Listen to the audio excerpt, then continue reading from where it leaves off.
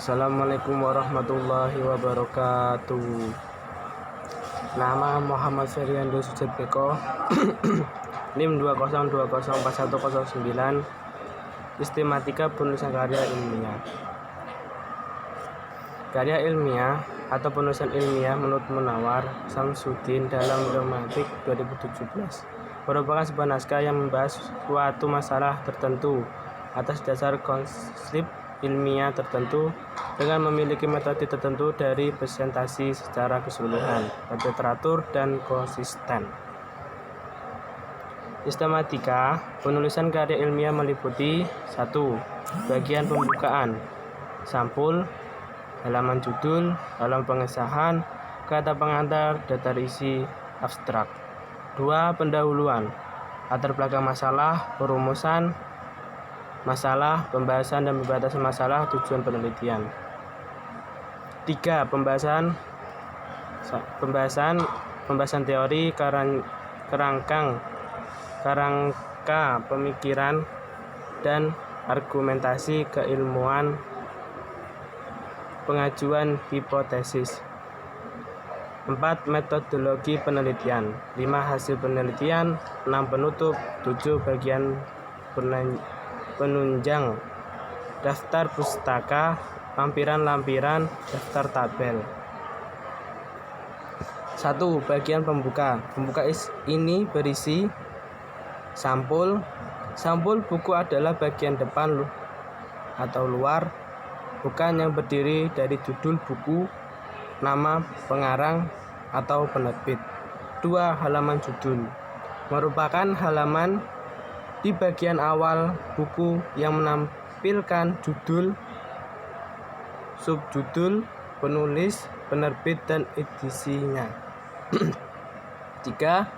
Halaman pengesahan merupakan bukti bahwa karangan ilmiah yang ditulis sudah disetujui dan disahkan oleh dosen, pembimbing, pembaca, penguji, atau institusi sebagai karya ilmiah. Kata pengantar merupakan bagian awal yang menyatakan maksud dan tujuan penulis. 5. Daftar isi. Daftar isi merupakan penyajian sistematika isi secara lebih rinci. Daftar isi berfungsi untuk mempermudah para pembaca mencari judul atau subjudul isi yang ingin dibacanya.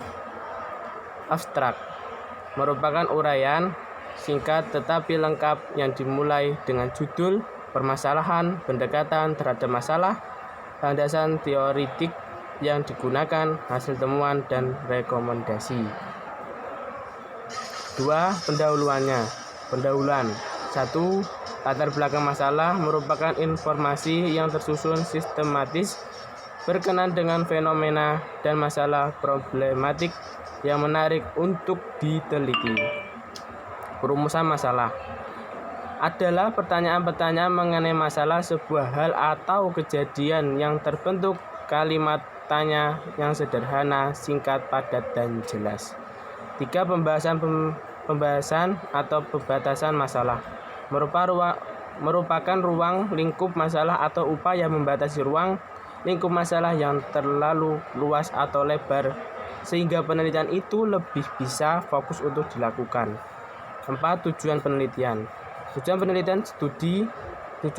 penelitian atau studi yang menyajikan hasil yang ingin dicapai setelah penelitian selesai dilakukan. 3. Pembahasan. 1. Pembahasan teori. Pembahasan teori adalah bertujuan memaparkan dan menjelaskan konsep-konsep teori yang berhubungan dengan permasalahan dalam penelitian. 2. Karangan pemikiran dan argumentasi keilmuan merupakan sebuah upaya untuk mendapatkan jawaban atas rumus masalah. 3. Pengajuan hipotesis.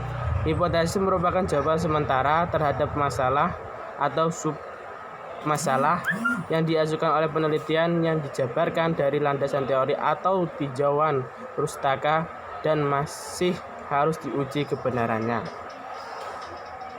Metodologi penelitian adalah proses atau cara ilmiah untuk mendapatkan data yang akan digunakan untuk keperluan penelitian. 5. Hasil penelitian umumnya berisi uraian dan penjelasan tentang hasil dari proses penelitian yang telah dilakukan. 6. Penutup. Bagian penutup suatu karya tulis ilmiah berisi simpulan dan saran. 8. Bagian punjang. Daftar pustaka. Daftar pustaka memuat semua sumber tertulis atau tercetak yang pernah dikutip atau digunakan dalam penulisan karya ilmiah. 2. Lampir-lampiran. Lampir-lampiran berisi sebuah dokumen yang digunakan dalam penelitian dan penulisan hasil-hasil menjadi satu karya tulis ilmiah. 3. Daftar tabel.